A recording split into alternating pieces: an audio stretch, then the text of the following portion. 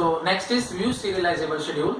देखो, a schedule S is said to be view serializable if it is view equivalent to some serial schedule. बिल्कुल वही बात है जैसे हम conflict serializable में कह रहे थे if it is conflict equivalent to some serial schedule, और यहाँ पे क्या कह रहे हैं if it is view equivalent to some serial schedule. अच्छा, view equivalence के लिए वीडियो मैंने पहले बना दिया है, आप उसमें जाके देख सकते हैं, प्रीवियस वीडियो है वो, मैं उसका लिंक भी डिस्क्रिप्शन में डाल दूंगा। तो उसमें मैंने अच्छे से एक्सप्लेन किया कि व्यू इक्विवेलेंस क्या होता है, तो पहले आप उस वीडियो को देखो, उसके बाद आप इस वीडियो को देख सकते हैं, ठीक है, अच्छे से आपको समझ में आ जाएगा, थोड़ा सा सेंस आपको अच्छे से समझ में आएगी, अदरवाइज आपको दिक्कत लगेगी इस वीडियो में, ठीक है। ओके, तो खैर हमें देखना पड़ेगा कि अगर ये view equivalent to some serial schedule, मतलब किसी एक सीरियल शेड्यूल के मैं अपने शेड्यूल को व्यू इक्विवेलेंट प्रूव कर गया तो मैं बोल दूंगा कि मेरा शेड्यूल व्यू सीरियलाइजेबल है, अदरवाइज मेरा शेड्यूल व्यू सीरियलाइजेबल नहीं होगा, ठीक है। और मैंने आपको बताया था कि इसमें दो मेनली कॉन्फ्लिक्टिंग होंगे, RW और WR।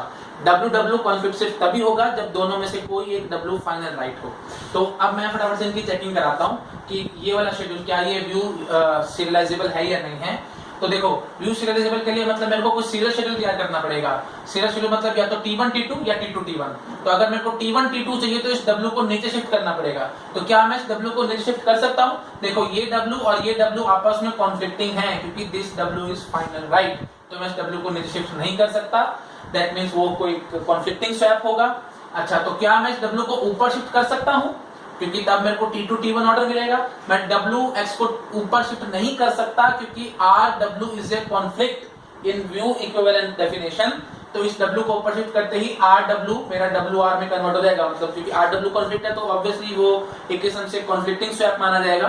तो हमें वही काम करना है, series of non conflicting swap करके हमें सीरियल शेड्यूल बनाना है। तो यहाँ पे मैं series of non conflicting swap करके सीरियल शेड्यूल नहीं बना पा रहा, मेरे को मतलब कॉन्फ्लिक्टिंग स्वैप करने पड़ेंगे, ठीक है। तो इसलिए ये शेड्यूल व्यू सीरियलाइजेबल नहीं है, ठीक है। ओके, ये वाला शेड्यूल देखते हैं हम लोग। अच्छा, और खास बात ये भी याद करो, मैंने आपको बताया था ये कॉन्फ्लिक्ट सीरियलाइजेबल भी नहीं है। क्यों? क्योंकि आप फटाफट से कॉन्फ्लिक्ट सीरियलाइजेबिलिटी देखना तो अब आपके लिए एक झटके का काम होना चाहिए। क्या बोलेंगे?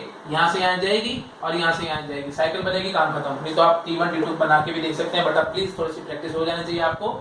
यहाँ से यहाँ से यहाँ कॉन्फ्लिक्ट सीरियलाइजेबल नहीं है, और इनफैक्ट मैंने आपको स्टार्टिंग में भी समझाया था ये सीरियलाइजेबल भी नहीं है, तो ये शेड्यूल तो कुछ भी नहीं है, ठीक है। ओके, तो इस शेड्यूल की हम लोग चेकिंग देखते हैं फटाफट से, क्या ये व्यू सीरियलाइजेबल है। तो इसके लिए हमें वही चेकिंग करनी पड़ेगी। या 3 स्टेप थे, जो पहले रीड वो पहले रीड, जो आखिरी में राइट वो आखिरी में राइट, और read write right read maintain करने थे हमें। तो और सीरीज ऑफ या फिर हमें series of non conflicting swap करके कोई सीरियल शेड्यूल तैयार करना है। देखो, जो भी मैं सीरियल शेड्यूल तैयार करूंगा, खास बात क्योंकि T3 हमारा आखिरी में राइट है, इसको तो मुझे छेड़ना ही नहीं है, ठीक है। और T1 ने सबसे पहले रीड करा है, तो अगर मैं T2 को पूरा ऊपर शिफ्ट कर दूंगा तो ये RW कॉन्फ्लिक्ट है जो कि हमारा मेंटेन नहीं हो पाएगा, इसलिए मैं T2 को ऊपर शिफ्ट नहीं कर सकता, T1 को नीचे नहीं कर सकता। तो मतलब ये चीज कंफर्म है कि T3 हमारा लास्ट होगा, और ये चीज भी कंफर्म है कि T1 हमारा फर्स्ट होगा। क्यों? क्योंकि T1 ने सबसे पहले रीड कर रखा है, एक किस्म से फ्रेश रीड है ये, इसको मैं ऊपर करूंगा तो दिक्कत आएगी, ठीक है। तो T1 is first, T3 is last. अब देखो, क्या T2 को मैं नीचे कर सकता हूं? मतलब अब बात बचती है सिर्फ इस WX को मैं ऊपर शिफ्ट कर दूं, ठीक है। तो देखो, ये W और ये W आपस में कॉन्फ्लिक्टिंग नहीं है। क्यों? क्योंकि फाइनल राइट तो इसने करा है, तो मेरे को इससे दिक्कत नहीं है। अच्छा, लेकिन तो मैं क्या कर सकता हूं, इस W को यहाँ पे शिफ्ट कर सकता हूं, बट ये WX और ये RX ये तो आपस में कॉन्फ्लिक्टिंग है, क्योंकि ये RW कॉन्फ्लिक्ट है, तो मैं इस WX को ऊपर शिफ्ट नहीं कर सकता। मतलब T1 T2 T3 ये ऑर्डर में नहीं लेके आ पा रहा, ठीक है, क्योंकि ये एक किस्म से ये सीरियल शेड्यूल होता ना, जो कि इसके इस शेड्यूल के व्यू इक्विवेलेंट में प्रूव कर जाता, बट मैं वो काम नहीं कर पा रहा हूं। दैट मीन्स हम इस शेड्यूल को व्यू सीरियलाइजेबल नहीं कह सकते, ठीक है। आई थिंक क्लियर हो रहा होगा। सिंपल वर्डिंग में मैं बस इतना कहूंगा कि आप T3 को तो हमें लास्ट में रखना ही पड़ेगा, T1 को पहले क्यों चलाना पड़ेगा? क्योंकि इसने सबसे पहले रीड कर रखा है एक किस्म से। अगर मैंने T2 को ऊपर करा T1 के, तो फिर ये RW कॉन्फ्लिक्ट हमारा मेंटेन नहीं होगा, non conflicting swap, sorry conflicting swap हो जाएगा। तो फिर बचता है, क्या मैं इस RXWS को नीचे कर सकता हूं? अगर मैं इस RXWS को नीचे करता हूं तो मेरा ये RW कॉन्फ्लिक्ट है जो कि मेंटेन नहीं होगा, तो फिर वही बात है, हमारे पास एक किस्म से कॉन्फ्लिक्टिंग स्वैप हो जाएगा, ठीक है। ये WW तो कॉन्फ्लिक्ट नहीं है, तो इसमें हमें कोई दिक्कत नहीं, बट ये RW कॉन्फ्लिक्ट है जो कि हमें दिक्कत में लाएगा। और क्यों कॉन्फ्लिक्ट है ये भी आपको समझ आ रहा होगा, व्यू हमारा चेंज हो जाएगा ना, क्योंकि अभी जो रीड है ये किस्म से फ्रेश रीड ही है, बट अगर मैंने इस R को नीचे कर दिया तो एक किस्म से व्यू हमारा चेंज हो जाएगा, क्योंकि ये रीड कौन सा होगा, इस राइट के बाद और वो चीज मैं करना नहीं चाहता, क्योंकि मैं चाहता हूँ कि दोनों शेड्यूल्स का व्यू एकदम सेम रहे। ठीक है, तो खैर ये हमारे पास व्यू सीरियलाइजेबल नहीं है। ठीक है, ओके, बट क्या ये सीरियलाइजेबल है? क्या ये सीरियलाइजेबल है? सीरियलाइजेबल ये बिल्कुल है। क्यों? क्योंकि मैं आपको बार बार बताता हूँ, ये आपस में लड़ाई झगड़ा करते रहेंगे, जैसे चलाना है उनको चलाओ। फाइनल राइट 23 कर रहा है ना, तो हमारे पास दो सीरियल शेड्यूल आएंगे जो इस शेड्यूल के रिजल्ट इक्विवेलेंट होंगे, विद गारंटी इक्विवेलेंट होंगे, क्योंकि फाइनल राइट तो ये कर रहा है। कौन कौन से होंगे वो? T1 T2 T3 या फिर T2 T1 T3। तो ये सीरियलाइजेबल तो है। ठीक है, ओके। और क्या ये कॉन्फ्लिक्ट सीरियलाइजेबल है? आपको देखते नजर आना चाहिए। देखो यहाँ से यहाँ जाएगी RW के कारण और WW के कारण यहाँ जाएगी, तो कॉन्फ्लिक्ट सीरियलाइजेबल भी नहीं है। ठीक है, ओके। तो यहाँ से एक इंपॉर्टेंट पॉइंट हमें समझ में आ सकता है कि ऐसे शेड्यूल होंगे जो कि सीरियलाइजेबल होंगे बट व्यू सीरियलाइजेबल नहीं होंगे। ठीक है, तो इसका मतलब व्यू सीरियलाइजेबल सबसेट होगा हमारे पास सीरियलाइजेबल का। मतलब every view serialisable is serialisable but every serialisable is not view serialisable, क्योंकि ये शेड्यूल हमारे पास मैंने एक ऐसा दिखा दिया आपको जो कि सीरियलाइजेबल तो है बट व्यू सीरियलाइजेबल नहीं है। ठीक है, और आई थिंक आप अपने आप से गेस कर पा रहे होंगे, अगर व्यू सीरियलाइजेबल हमारे पास है मतलब कोई शेड्यूल व्यू इक्विवेलेंट है किसी सीरियल शेड्यूल के, तो पक्की बात है वो रिजल्ट इक्विवेलेंट जरूर होगा, उसका रिजल्ट भी गारंटी के साथ सेम आएगा। इसलिए मैं कह रहा हूं आपको कि जो every view serialisable is serialisable, क्योंकि व्यू सेम आ रहा है एक किस्म से, तो रिजल्ट भी एकदम सेम आएगा। ठीक है, आई थिंक गेस हो रहा होगा। फॉर्मल प्रूफ तो बहुत बड़े बड़े हैं, मैं उसमें नहीं जा रहा हूँ क्योंकि उसमें बहुत टाइम वेस्ट होगा। ठीक है, अच्छा, और उसके बाद हम इस शेड्यूल पे आते हैं, इसकी चेकिंग करते हैं हम लोग। इसमें देखते हैं कि क्या ये व्यू सीरियलाइजेबल है या नहीं है। देखो, तो हमें किसी तरीके से देखना होगा कि कोई सीरियल शेड्यूल हम तैयार कर रहे हैं। T3 ने आखिरी में राइट करा है ना, तो T3 को लास्ट में लिखो। T1 ने फ्रेश रीड करा है किस्म से, तो मैं T2 को ऊपर करूंगा तो वही बात है, ये रीड एक किस्म से गड़बड़ हो जाएगा, तो इसलिए हमें T1 को सबसे पहले लिखना पड़ेगा। अच्छा, आप देखो, क्या T2 में जो W है क्या मैं इसको नीचे शिफ्ट कर सकता हूँ? अगर मैंने इसको नीचे शिफ्ट कर दिया तो मैं बोल दूंगा ना कि T1 T2 T3 हमारे पास ऑर्डर आ गया। एक किस्म से एक ऐसा सीरियल शेड्यूल ने तैयार कर दिया जो कि व्यू इक्विवेलेंट हो जाएगा इस शेड्यूल के, और हम बोल देंगे कि ये एक किस्म से व्यू सीरियलाइजेबल है। ठीक है, तो क्या मैं इस W को नीचे शिफ्ट कर सकता हूँ? बिल्कुल कर सकता हूँ, क्योंकि ये दोनों W ये एक किस्म से W है, बट ये कॉन्फ्लिक्ट नहीं है क्योंकि फाइनल राइट तो ये कर रहा है। अगर ये फाइनल राइट ना होता तो फिर ये ऑब्वियसली W कॉन्फ्लिक्टिंग होता है, क्योंकि इन दोनों में से फिर कोई ना कोई एक फाइनल राइट होता। जैसे अगर ये ना होता मेरे पास, ये मेरा फाइनल राइट होता तो मैं इनको चेंज ना कर पाता। ठीक है, जैसे हमने यहाँ पे एग्जांपल देखा था। ओके, तो खैर चलो छोड़ो, ये फाइनल राइट तो हमारे पास यहाँ है, तो ये दोनों W आपस में कॉन्फ्लिक्टिंग नहीं है, तो इसलिए मैं इस W को ऊपर शिफ्ट कर सकता हूँ और इस W को मैं नीचे शिफ्ट कर सकता हूँ। तो हमारे पास एक सीरियल शेड्यूल तैयार हो गया है। हेंस तो ये ऑर्डर हमारे पास ये आ गया, तो T1 T2 T3, तो ये एक सीरियल शेड्यूल है ऐसा जो कि व्यू इक्विवेलेंट है हमारे इस शेड्यूल के। Hence this schedule is view serialisable. ठीक, ओके। अच्छा, अब आप मुझे बताओ क्या ये कॉन्फ्लिक्ट सीरियलाइजेबल है? देखते ही बोलोगे नहीं है। क्यों? यहाँ से यहाँ जारी है, दैट मीन्स ये कॉन्फ्लिक्ट सीरियलाइजेबल नहीं है। सीरियलाइजेबल बिल्कुल है क्योंकि लाइन राइट यहाँ था। ठीक है, तो ये सीरियलाइजेबल है।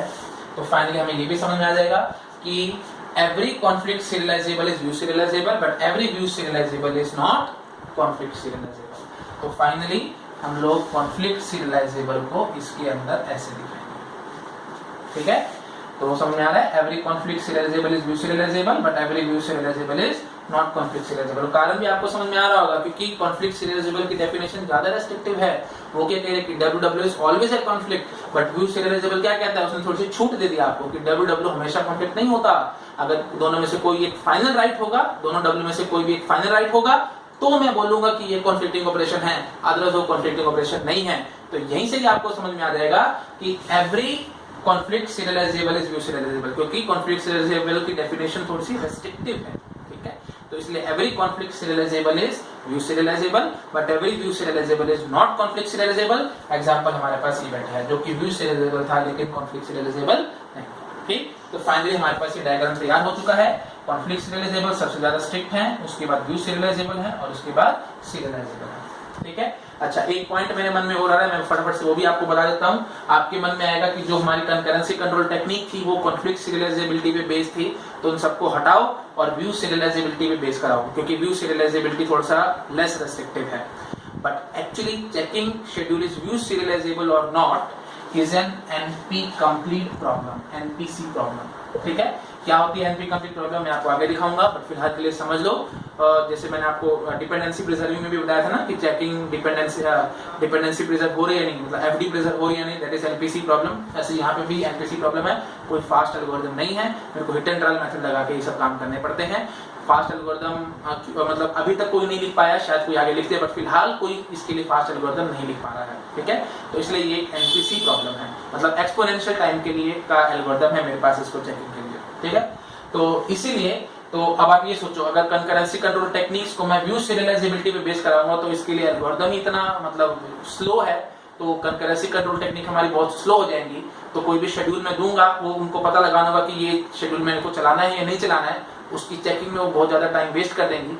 इसलिए व्यू सीरियलाइजेबिलिटी पे बेस्ड कंकरेंसी कंट्रोल टेक्निक बहुत कम होती है, ज्यादातर सारी की सारी कॉन्फ्लिक्ट सीरियलाइजेबिलिटी पे बेस्ड है, क्योंकि उसके लिए एल्गोरिथम हमारे पास फास्ट अवेलेबल है, बट व्यू सीरियलाइजेबिलिटी के लिए फास्ट एल्गोरिथम अवेलेबल नहीं है। मजबूरी है मेरी, तो इसलिए मेरे को कॉन्फ्लिक्ट सीरियलाइजेबिलिटी पे ही स्टिक करना पड़ रहा है। ठीक है, नो डाउट हमारे पास टेक्निक्स हैं, बट बहुत कम टेक्निक्स हैं जो व्यू सीरियलाइजेबिलिटी पे बेस्ड है, क्योंकि टेक्निक बहुत स्लो है, मतलब एल्गोरिथम बहुत स्लो है। ठीक है, अभी तक कोई फास्ट एल्गोरिथम उसके लिए नहीं लिख पाया।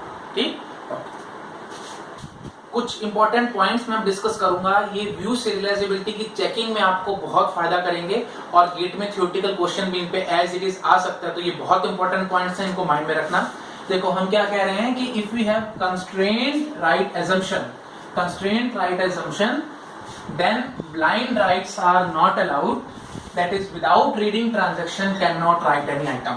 ठीक है, अगर हमारे पास कंस्ट्रेंट राइट assumption होगी, मतलब हम कह रहे हैं कि blind writes are not allowed, इसका मतलब क्या है कि कोई भी ट्रांजैक्शन कुछ राइट करना चाहती है ना, वो ऐसे राइट नहीं करेगी, पहले ट्रांजैक्शन रीड करेगी उसके बाद राइट करेगी, मतलब blind writes are not allowed. ठीक है, अगर हमारे पास कुछ ऐसी कंस्ट्रेंट राइट assumption है, तब हम क्या कहेंगे, under such assumption definition of CS and VS are exactly same. तो ये आपके एक किस्म से आपके लिए शॉर्टकट है। अगर गेट के एग्जाम में क्वेश्चन आता है और आप देखते हैं कि कहीं पे भी कोई ब्लाइंड राइट नहीं है, तो आप सीधा चेक करो कॉन्फ्लिक्ट सीरियलाइजेबल। अगर कॉन्फ्लिक्ट सीरियलाइजेबल शेड्यूल निकला तो वो व्यू सीरियलाइजेबल अपने आप निकलेगा, क्योंकि डेफिनेशन इनकी एग्जैक्टली सेम हो जाती है अगर मेरे पास कंस्ट्रेंट राइट assumption है तो। ठीक है, मतलब blind writes are not allowed. तो इसको दूसरी भाषा में ऐसे बोलूंगा कि अगर मेरे पास कोई शेड्यूल ऐसा है जो कि व्यू सीरियलाइजेबल है लेकिन कॉन्फ्लिक्ट सीरियलाइजेबल नहीं है, उसमें कहीं ना कोई ब्लाइंड राइट जरूर होगा। ठीक है, ये बात बहुत इंपॉर्टेंट है, याद रखना हमेशा कि अगर मेरे पास कोई ऐसा व्यू सीरियलाइजेबल शेड्यूल है, मतलब मैं कोई शेड्यूल ऐसा बना पा रहा हूं जो कि व्यू सीरियलाइजेबल तो है लेकिन कॉन्फ्लिक्ट सीरियलाइजेबल नहीं है, उसमें कहीं ना कोई ब्लाइंड राइट जरूर होगा। ठीक है, क्योंकि अगर ब्लाइंड राइट अलाउड ही नहीं है मेरे पास, मतलब ट्रांजैक्शन हमेशा पहले रीड करती है उसके बाद राइट करती है, तो दोनों की डेफिनेशन एकदम सेम है, मतलब कॉन्फ्लिक्ट सीरियलाइजेबल और व्यू सीरियलाइजेबल की डेफिनेशन एकदम सेम है। ठीक है, ओके। अच्छा, उसके बाद फिर हमने आगे ये भी लिख दिया है कि if we have unconstrained write assumption, मतलब ब्लाइंड राइट्स अलाउड हैं, तो definition of CS and VS are different, मतलब कॉन्फ्लिक्ट सीरियलाइजेबल और व्यू सीरियलाइजेबल की डेफिनेशन डिफरेंट है। जैसे ये देखो, ये मेरा एग्जांपल है, इसमें देखो ब्लाइंड राइट है ना, यहाँ पे भी है और यहाँ पे भी है, तो यहाँ पे दोनों की डेफिनेशन डिफरेंट चलेगी। तो हम यहाँ पे बोल रहे थे ना कि WW is not a conflict, मैंने अभी आपको थोड़ी देर पहले दिखाया भी था। ये WW is not a conflict क्यों? क्योंकि फाइनल राइट तो ये है, मैं इनको आपस में स्वैप कर सकता हूँ, तो यहाँ मैं W को लिख सकता हूँ। तो T1 T2 T3 हमारे पास ऑर्डर आ गया था, मतलब इन द सेंस कि एक सीरियल शेड्यूल मैंने तैयार कर लिया था जो कि व्यू इक्विवेलेंट था इस शेड्यूल की, और वो सीरियल शेड्यूल कैसा था, T1 T2 T3 के बराबर। तो हम क्या कहेंगे कि this schedule is view serialisable, but ये कॉन्फ्लिक्ट सीरियलाइजेबल नहीं है, क्योंकि यहाँ से यहाँ से यहाँ जाली हमारा काम खत्म है। ठीक है, अब देखो, अब मैंने क्या करा, इसी शेड्यूल को थोड़ा सा चेंज कर दिया, मैंने इस WX के ऊपर RS लगा दिया, क्योंकि मैं बोल रहा हूँ कि कंस्ट्रेंट राइट assumption है, यहाँ पे ब्लाइंड राइट थे ना, इन दोनों ब्लाइंड राइट को मैंने खत्म करा, ऊपर RS लगा दिया। देखो यहाँ पे भी RS लगा दिया, यहाँ पे भी RS लगा दिया। अब आप मुझे बताओ क्या ये व्यू सीरियलाइजेबल है? ये व्यू सीरियलाइजेबल बिल्कुल नहीं निकलेगा। क्यों? क्योंकि वही बात है, व्यू अलग आने लग जाएगा ना। जैसे अगर मैं T1 T2 T3 की ही बात करता हूँ, पहले पूरा T1 चला दूं, बाद में T2 और बाद में T3, तो ऐसे समझो इस WX को अगर मैंने ऊपर शिफ्ट करा, मतलब इन द सेंस ऐसे समझो, मैंने यहाँ RX लिखा और यहाँ जो WX था उसको उठा के मैंने ऊपर लिख दिया, तो क्या मैं लिख सकता हूँ? बिल्कुल नहीं। क्यों? क्योंकि यहाँ पे जो WX है ये RW एक कॉन्फ्लिक्ट ऑपरेशन हो गया, और अगर मैंने इनको शिफ्ट करा तो हम एक किस्म से कॉन्फ्लिक्टिंग स्वैप करने की कोशिश कर रहे हैं, जो कि हम अलाउ नहीं करेंगे। तो याद रखना, दिस शेड्यूल व्यू सीरियलाइजेबल नहीं है। ठीक है, आप और अच्छे से चेकिंग करना चाहते हो तो मैं और अच्छे से चेकिंग ऐसे बोलूंगा, फाइनल राइट T3 ने करा तो इसको तो मैं बदलूंगा नहीं, T3 तो हमारा फाइनल रहेगा। पहले रीड T1 ने करा तो इसको मैं बदलूंगा नहीं, पहले T1 रहेगा। अब बीच में T2 बचता है तो पहले T1 बचता है, मतलब पहले T1 आना चाहिए तो T1 पूरा आना चाहिए, तो इस W को मेरे को ऊपर शिफ्ट करना पड़ेगा, मैं वो कर नहीं सकता क्योंकि जैसे ऊपर शिफ्ट करूंगा तो यहाँ W कॉन्फ्लिक्ट है, जो W is not a conflict, no doubt, यहाँ पे हमें कोई दिक्कत नहीं है, ये दिक्कत नहीं है, बट ये दिक्कत है, RW इज ए कॉन्फ्लिक्ट, तो हमें इसको ऊपर शिफ्ट नहीं कर सकते क्योंकि एक किस्म से कॉन्फ्लिक्टिंग स्वैप हो जाएगा, इसलिए ये व्यू सीरियलाइजेबल नहीं है। ठीक, आई थिंक क्लियर हो गया होगा सबको। तो ये इंपॉर्टेंट पार्ट आपको याद रखना है कि अगर कंस्ट्रेंट राइट अजम्पशन होगी तो ब्लाइंड राइट हमारे पास अलाउड नहीं होंगे, उस केस में दोनों की डेफिनेशन एकदम सेम चलेगी। तो आप कोशिश कर रहे हो जितनी मर्जी, आपको ऐसा शेड्यूल बना ही नहीं पाओगे जिसमें you can say constraint right assumption हो और व्यू सीरियलाइजेबल निकले बट कॉन्फ्लिक्ट सीरियलाइजेबल ना निकले, क्योंकि हमेशा हमें रीड डालना ही पड़ेगा, मतलब हर राइट के ऊपर रीड बैठा होगा, तो इसका मतलब अगर मेरे को इस राइट को ऊपर शिफ्ट करना पड़ेगा तो ये रीड तो प्रॉब्लम करेगा ही करेगा ना हमेशा, नो डाउट ये राइट दिक्कत नहीं करेंगे, बट ये रीड राइट तो दिक्कत करेंगे ना, वहीं पे हमारे पास प्रॉब्लम शुरू हो जाएगी। ठीक, I think more than sufficient है ये, इससे ऊपर ज़्यादा मुझे एक्सप्लेन करने की जरूरत नहीं है। तो अब हम लोग नेक्स्ट टॉपिक देखेंगे, how to check schedule is view serializable और नॉट। ठीक।